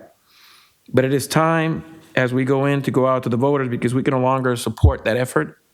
I know there was a question asked about selling bonds in series, which the first bond, as Mr. Hughes was saying, we would go out on 2025, July, August. The next one, if approved, will go in 27, and then the next one will be in 29 to complete all these projects that we mentioned here today. But the word is efficiency, and this governing body, along with the previous superintendents, have been fiscally responsible in managing and been sensitive to the voters. And so that's why this time, and I know the motion is on the table, I don't vote, but it's a 1 penny increase. And I think that will suffice, and it will take care of the needs of this district for years to come. So it's been 7 years since our last bond. And I'll just say that, Mr. President. Thank you, Dr. Rivera. Any further discussion? You have before you, board members, all those in favor of the motion that the Board of Trustees adopt an order calling a bond election to be held by the Mesquite Independent School District on May 3rd, 2025. All those in favor, please indicate by saying aye. Aye. Those opposed, no. Motion passes 7-0. Thank you. Thank you for your time. Appreciate it. Thank y'all. Next on the agenda is under reports of the superintendent. First item is personnel. Dr. Hensley? Or who? Or is that going to be you? That's going to be me, Mr. President. So we're actually not going to have any new personnel for this board meeting. We're going to go ahead and postpone it for the next board meeting. We're still going through some additional steps.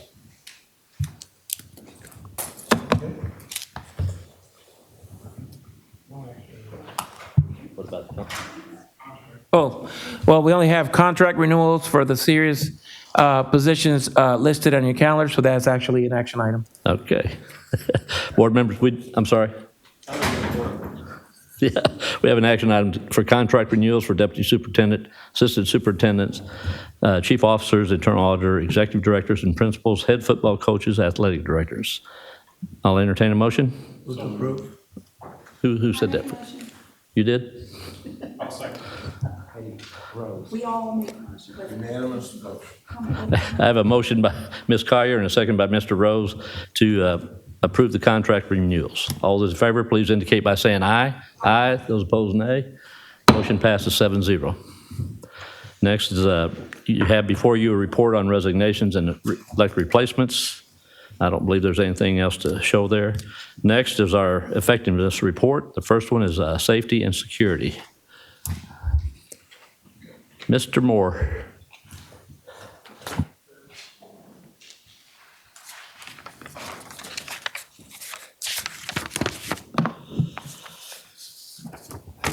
Good evening. It's been a little while since I've been up here. Well, President Seward, Board of Trustees, Dr. Rivera, tonight I'll be presenting the Safety and Security Effectiveness Report. When we think about safety and security, we all know it's not possible for any one person or any single department to do it all. Think about the old saying, it takes a village. It takes numerous departments. So to name a few, that have been instrumental in the success or accomplishments that we've had over the last 2 years. Jeremy Lewis and his team in tech services, Scott Owens and his team in facilities, Macy Melton in health services, Christy Davis in counseling services, and others. We wouldn't be where we are without their help. It also takes our campuses, first responders, parents, students, and our local community to create and maintain a safe learning environment. Think about one door left unlocked or unsecured could be the difference between keeping a threat outside the building and everyone safe inside, or the threat getting inside the building and putting lives in jeopardy. For our programs and procedures to be effective, the little things really do matter. Coming and giving this presentation, I was kind of hoping there would be people in the room, but maybe they're listening tonight. Because our administrators must set clear expectations and establish a culture where everyone knows, understands, and is trained in our safety and security programs and procedures. All of our staff must follow those programs and procedures. They should encourage, help, and remind each other about the procedures when needed and kindly accept those reminders when given. First responders provide us with expert guidance and recommend best practices to inform our safety and security efforts and initiatives. They are the boots on the ground. They run into the fire and toward the gunshots to save lives. They are there when we need them the most. Our parents, we need your help more than you may think. Please follow our procedures, remind others, and as I mentioned, kindly accept reminders from staff and other parents. We should all welcome these reminders because it's for the safety of everyone's student. Our students, you are why we are here. If it wasn't for you, I wouldn't be given this report tonight. Approximately 5,000 MISD staff members work tirelessly every day to educate, mentor, encourage, and protect our students. Students, we need you to report concerning behavior or dangerous situations without delay. We need you to follow our procedures, remind each other, be the drivers of your campus security culture, and be an example for your fellow students in doing the right thing. Why am I saying all this? Well, history shows us that most security failures are human failures. Therefore, everyone must do their part to keep our campuses safe. Safety and security truly is a community effort. So what's our mission? The Mesquite ISD Safety and Security Department is committed to continuous improvement in providing and maintaining a safe and secure learning environment for all those who utilize school district property for educational use. Our purpose, the Mesquite ISD Safety and Security Department's purpose is to prepare our campus staff and students to mitigate, prevent, or to quickly and appropriately respond to threats or hazards that are likely to impact our campuses at any time. As a part of its purpose, our department requires each campus to foster a safety-conscious culture by taking individual ownership of our policies, procedures, and programs. Through proper planning and initiating an innovative training program, we can achieve a more successful state of readiness and preparedness. The overall safety of our students and staff hinges on the cooperation and commitment of all those involved to produce positive and lasting implementation and improvement. Continual effort must be made on all levels to ensure that each person understands and can easily and seamlessly execute our policies, procedures, and programs. For this reason, our department is also dedicated to providing ample opportunities to develop these necessary skills through communication and connection via training exercises and seminars to meet the ever-changing needs of our school district learning environment. It's interesting that we just talked about the bond, and this actually wasn't in my presentation, but when we're talking about some of the things we need to do, if you look at this slide, the safety and security allotment that we received from the state of Texas is just over $1 million. If you look at the 4 things listed, which are only a few of the unfunded mandates that we have to find funds to put in place, to implement, to stay in compliance, they total nearly $5 billion. So we're getting about 20% of the money we need to fund programs that are mandated by the state. Now, I'm not here to discuss whether they're right or wrong. The only thing is that we're being required to do a lot, but we're not being provided enough money. And so just looking at those few things, that's only just 4 things that are required. If we think about F5 tornado shelters, if we add one, well, my friend Scott Owens left. If we add 1 square foot of space, we have to add a F5 tornado shelter. So it goes from maybe a couple $100,000 to millions. So funding is one of our biggest challenges when we look at safety and security effectiveness, especially those unfunded mandates. On this slide, one thing we started at the end of the first semester, we started adding these door stickers to every exterior door. So far, we've added 260, and that basically equates to all of our high schools.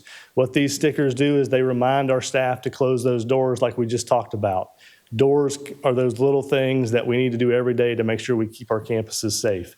It also tells people to not open doors for anyone. Visitors need to go through door number 1, and then it also tells them that the doors are electronically monitored, and that's part of that door access control project that's near completion.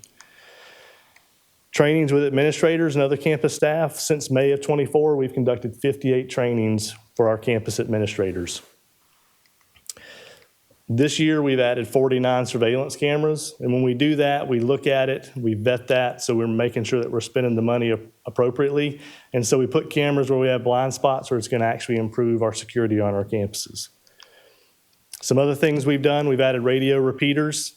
Those improve two-way radio reception. Those are critical communication during emergency, and our administrators and other campus staff that are assigned a two-way radio are required to carry those with them at all times, because if you don't have it and you need it, it does you no good.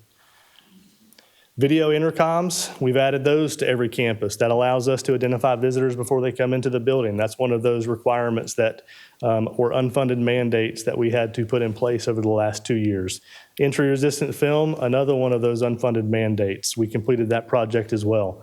We also added a coordinator of safety and security. In that picture, you can see Mr. Wilkins is doing one of the campus tabletop exercises. And actually for that campus, he was training the entire campus, not just the admin team. And so one other thing I want to point out is that Mr. Wilkins was recently a recipient of the School Safety Spotlight Award for the fall of 2024 for staff development and training. This is a direct result of the 58 trainings that we've done with campus administrators since May of '24. Continuing on, we replaced 397 cameras over the last 2 years. We added armed guards through the good cause exception to fulfill that requirement. Again, that's another unfunded mandate. We continue to build our safety and security committee. We've added numerous more agencies that have jurisdiction in Mesquite ISD's area, as well as experts in special education, school counseling, and health services. I'm talking a lot about training tonight. That's one of those things that we can do that realistically it doesn't cost us a lot of money, but it's extremely important in emergency management and safety and security. And so you see in those two pictures, those are actually 2 campus emergency response teams that were trained, and we include the armed guard as well, so they're up to date on what they need to do on campuses. EOP updates, that's something that we do every single year. We added the severe weather, hazmat, cybersecurity, and train derailment annexes over the last 2 years, and we'll continue to add more in the coming years. Some of the things that we have underway right now, some of our current projects are vape sensors. We're testing those out, and we've added some of those to a couple high school campuses, and we can see that those are making an impact. We're in the process of looking for another coordinator for safety and security. We added an admin assistant for safety and security. Again, training. We do tabletop exercises with our campus emergency response teams to improve their readiness and preparedness, because what we're trying to do is those campus emergency response teams, we want everyone on that team to be prepared to lead that campus during an emergency. Say the principal or assistant principal's off campus. We need them to be confident in their ability to lead the campus during a fire evacuation or a hazmat situation or a tornado. And that's what those tabletop exercises are designed to do. The Sentinel website was released this summer by the TEA. It's basically a one-stop shop for all documentation of safety and security related information. Intruder detection audits are continuing. We've completed 35 of the 52 for this school year, so we're well over half. I think it's 63.7%. Mr. Morris, if you want to check me on that. We continue to improve our safe and supportive school program team training. That's our BTA teams. We've added more training this school year that's required by the state. And then also we improved our district training that we do with all our teams and included counselors this year for the first time. We added 10 more radio repeaters this year. We did all the middle schools to improve their radio reception on campuses. We conducted a full-scale active shooter exercise on February 3rd with Mesquite Fire and Mesquite PD. That exercise went very well, and the goal of those exercises is to test your policies and procedures and see where you have opportunities for improvement. And I think it went very well, and it highlighted a few things that we do need to correct. And we're in the process of doing a debrief for that, and we have another one planned here in the near future. Improved staff and student training. Like I said, I'm going to talk a lot about training tonight because it's one of those core things that is just going to make up our program and make it more effective. As you can see in this picture, all of our staff were given yellow vest, orange vest, depending on their role, go bags, and a crisis flip chart that has a red and green card in it. And some of those things came from recommendations from Mesquite PD and Mesquite Fire. And so it's just an easy way to tell if everybody got out of the building, like you see in that example of a fire drill that was being conducted at, I believe that was Tysinger Elementary.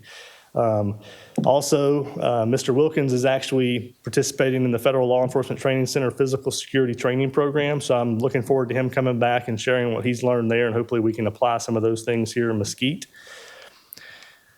And then the TEA has released a new BTA documenting tool on the Sentinel website, and so that's effective for every district beginning in August of 2025 for documenting BTAs.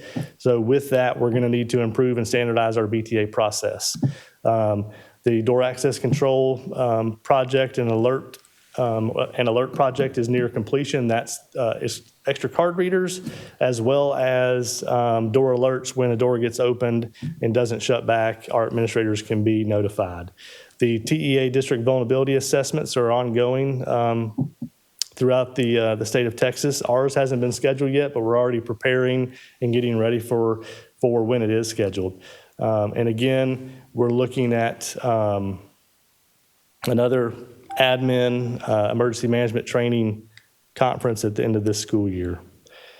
And so in conclusion, it is crucial that we as a department and district do not get preoccupied or limited to only reacting to events that occur in our district.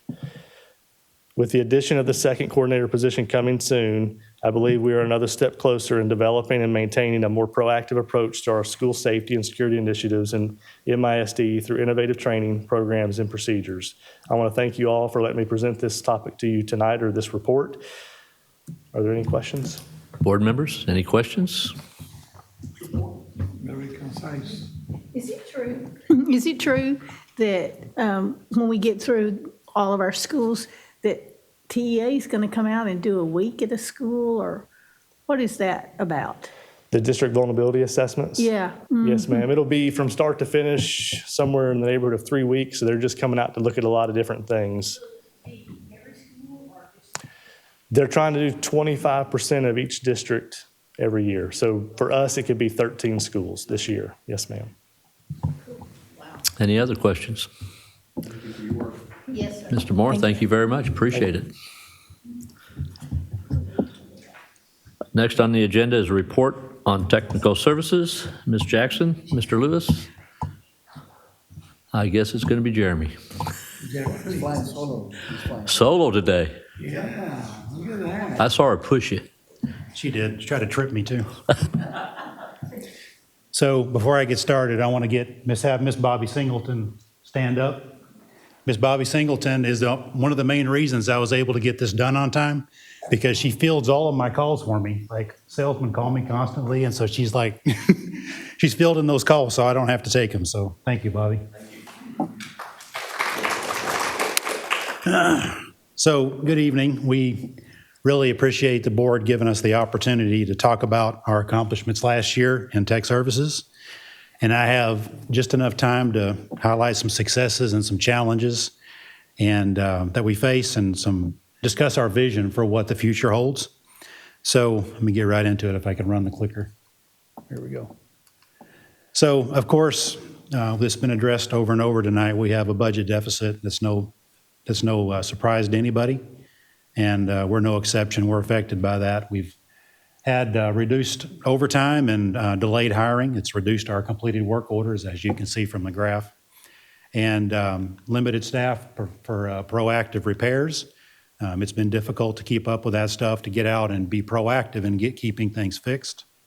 The budget constraints have also stretched our computer technicians pretty thin. We've added a bunch of campuses over the past few years, or several years, without adding any computer techs. The overtime and staffing issues have kind of affected us in other areas as well. The network department is way behind on projects. About 80% of the projects are behind.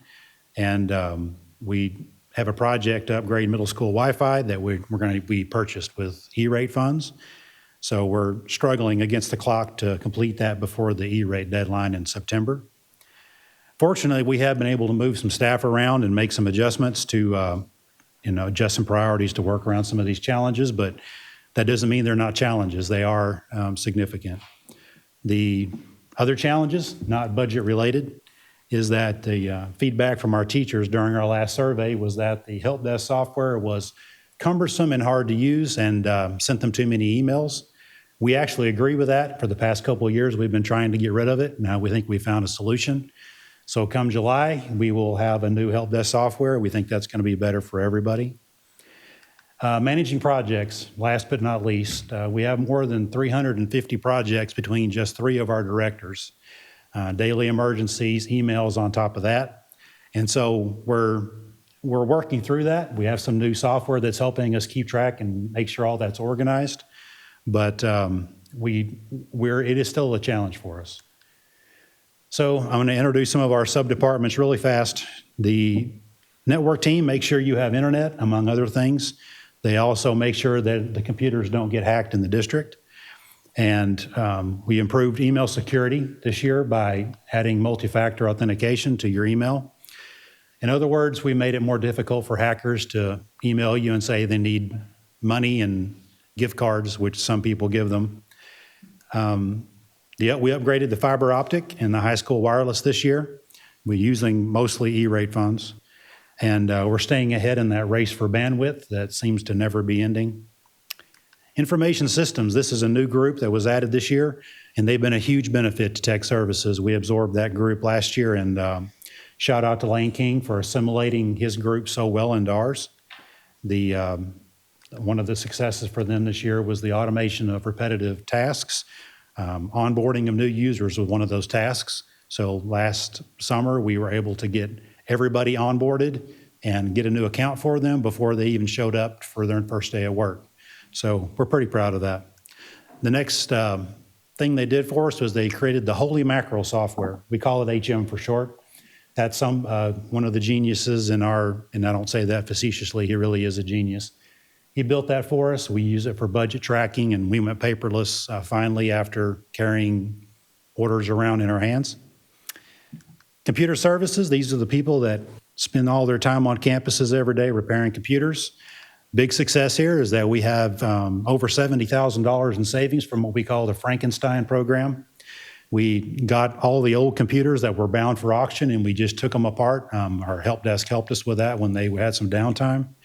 And just the parts that we have that we were tracking, it's not all of them, but we saved at least $70,000 on that program, so we're pretty proud of that. Audiovisual team, these guys do our video streaming services, PA announcements, many other things. Successes here, they actually replaced the scoreboards and the streaming equipment at Memorial and Hanby stadiums. All that stuff is brand new over there. And hopefully it all works come time for athletics to start back up. Technology doesn't always work right, we know that. Fire and security systems. So these guys, they do much more than fire and security. They do cameras, electronic door access, a lot of the stuff for Jeff. We help him out a lot. And the successes here is that comparing to the contract labor we used to use to do this, we're doing all of our inspections, fire inspections in-house now and saving about $94,000 a year. And we actually get a good quality of inspection now. We were not getting that before. And so bringing that in-house has been a great win, not just for us, but for the whole district. The installation group, we've had, they do network cabling, fiber optics, went too far, fiber optics, and they support our building projects. One of the things we did with shuffling people around is to keep the E-rate program running. We actually pulled them off of what they were doing because the network team wasn't working overtime, so they're putting a lot of that E-rate stuff in for us so we can make our deadlines. Help desk is a small group, but they are mighty.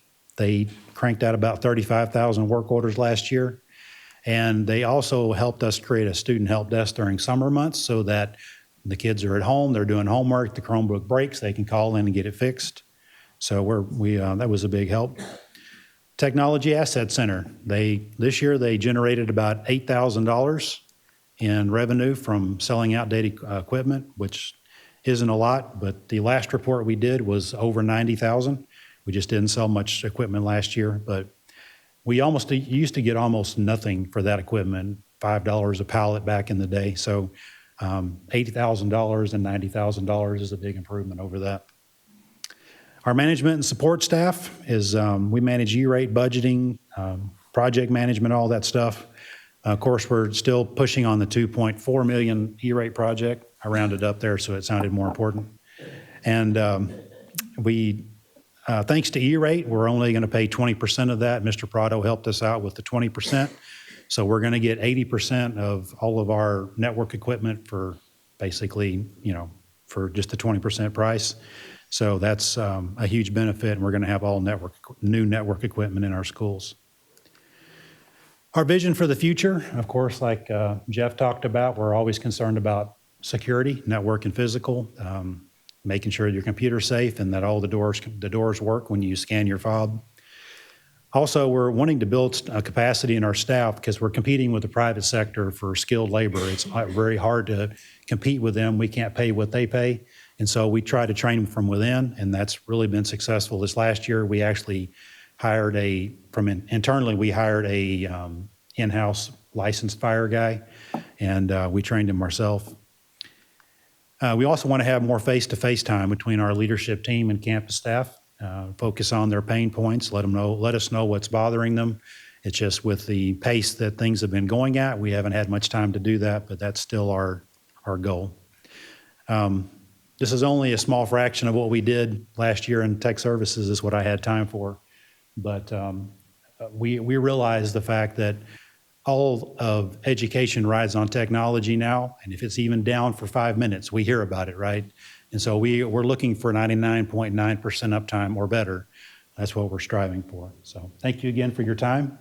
And if you have any questions for me. Any questions, board members? I do have one. Okay. Can you cut off Mr. Bingham's email? Because I keep getting requests for money no from problem. him. We can do that. Great report. I got one from him, too. Yeah, there was one that went from me to everybody, I guess. Yeah, I got yours. Yeah, Appreciate absolutely. that. We appreciate you guys' support. We know you're behind us, so that makes it easier.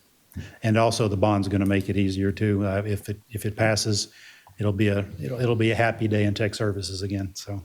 Well, anytime you have a 2.38 million bill and you only pay 476,000, that's good. That's awesome, isn't it? Yeah, that's awesome. Yeah, we like those kind of deals. Yes. So. Thank you, Mr. Thank you. Thank you, Mr. Lewis.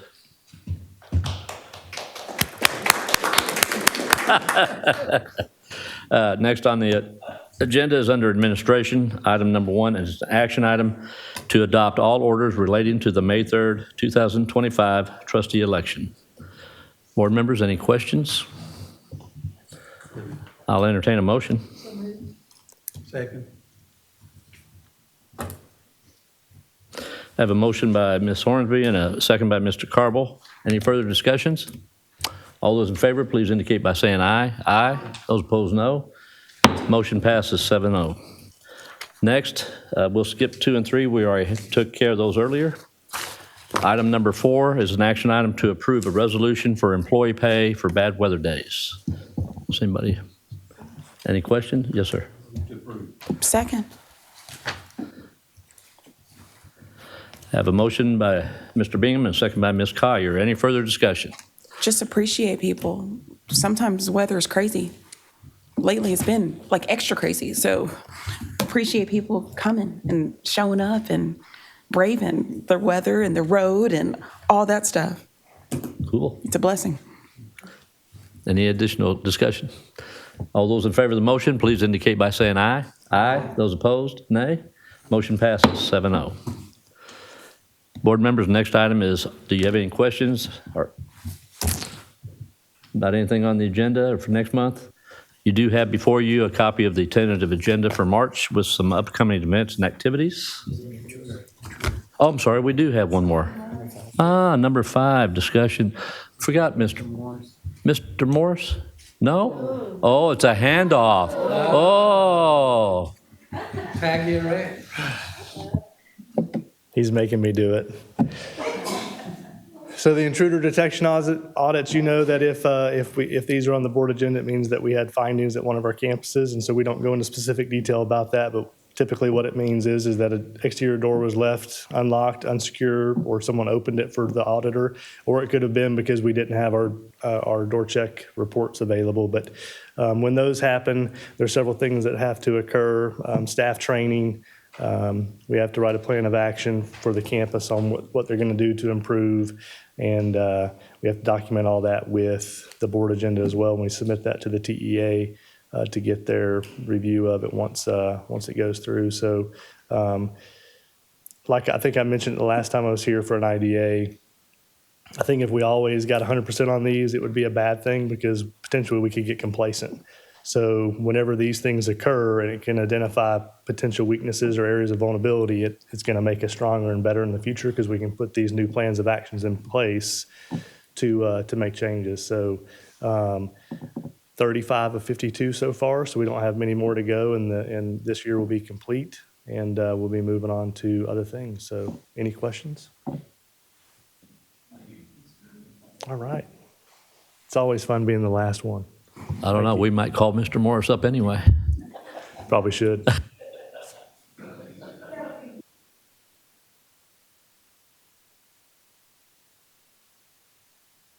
For you a list of upcoming activities and events. Any questions, just give Ms. Samples or Ms. Gonzalez a call, or myself. Any other business?